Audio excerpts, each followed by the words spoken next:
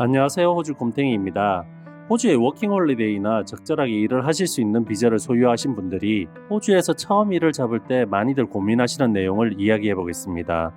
일단 호주에 왔으니 호주 사람들과 일을 해야지 하고 생각하시고 도전을 해보시는데 막상 도전을 하다 보면 일도 잘 구해지지 않고 또 시간이 흐르다 보면 과연 호주인들과 일하는 곳에서 일을 하는 것이 나을까 아니면 좀 더 쉽다고 생각할 수 있는 한국인들과 일하는 곳이 나을까 하고 많이들 생각하십니다. 그래서 사람들이 가장 궁금해할 오지잡 대 한인잡의 장단점을 지극히 개인적인 생각으로 정리해 설명드려 보겠습니다. 여기서 오지잡이란 호주인 사장에게 고용되어 영어를 쓰며 호주인들과 함께 일하는 곳이라는 것이고, 한인잡이란 말 그대로 한국 사장, 한국 사람들과 함께 일하는 곳입니다. 그리고 다시 한번 강조하여 말씀드리면 지극히 주관적인 견해이고 모든 일자리는 장단점이 있으며 자기 하기 나름이라고 생각합니다. 그렇다면 오지잡 즉 호주인 사장들에게 고용되어 일을 하면 어떤 장점이 있을까요? 일단 대부분의 경우 텍스잡이고 정부가 정한 최저시급을 맞추어 줍니다. 텍스잡일 경우 주말, 공휴일, 오버타임, 나이트타임에 일을 할 경우 법적으로 1.5배에서 2.5배 돈을 더 받을 수 있습니다. 또 일하는 내내 영어로 대화하기 때문에 영어 실력이 상당히 향상될 수 있습니다.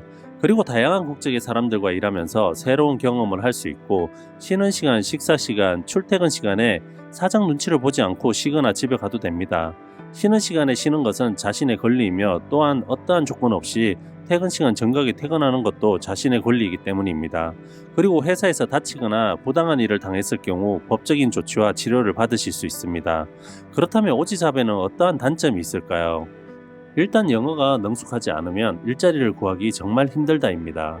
사실 호주인의 입장으로 보았을 때도 호주인과 같은 금액을 치르고 영어를 잘하지 못해 의사소통이 힘든 외국인을 고용한다는 것이 힘든 일이기 때문에 영어가 능숙하지 않으면 수없이 많은 이력서를 제출하고도 제대로 된 일자리를 구하기가 사실 힘이 듭니다. 그리고 처음부터 시프트 즉 일을 할 수 있는 시간을 많이 주는 것도 없습니다. 고용된 이후 일에 적응하고 잘하면 천천히 늘긴 하겠지만 어떤 경우에는 적게는 일주일에 하루 3시간 주는 것도 있습니다. 또 정직원이 아니고 캐주얼일 경우 시프트가 유동적이라 갑자기 당일날 출근이나 휴일을 통보받을 수 있습니다.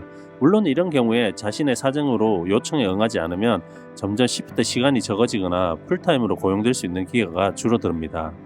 그리고 같이 일하는 동료인 호주인들이 다 그런 것은 아니지만 대체적으로 한국인보다 일을 열심히 하지 않습니다. 그리하여 같이 일을 하다 보면 그들의 뒤처리를 해야 되는 경우가 종종 생기며 그로 인해 스트레스가 생길 수 있습니다.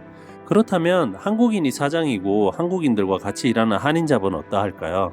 첫 번째 장점으로는 한국인들과 한국어로 말을 하기 때문에 심리적으로 편안하고 자기 자신을 어필하기도 수월하여 비교적 일을 쉽게 구할 수 있습니다. 그리고 일을 고용할 때부터 어느 정도 일할 시간을 말해주고 처음 일하는 사람도 많은 시프트를 받을 수 있습니다.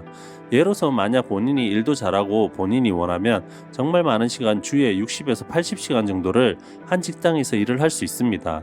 물론 호주에서 법적으로 일할 수 있는 시간은 일주일에 38시간이며 이를 초과될 경우에는 시급을 더 받아야 합니다. 그렇다면 단점은 없을까요? 호주에 일하면서 영어 쓸 기회가 적어집니다.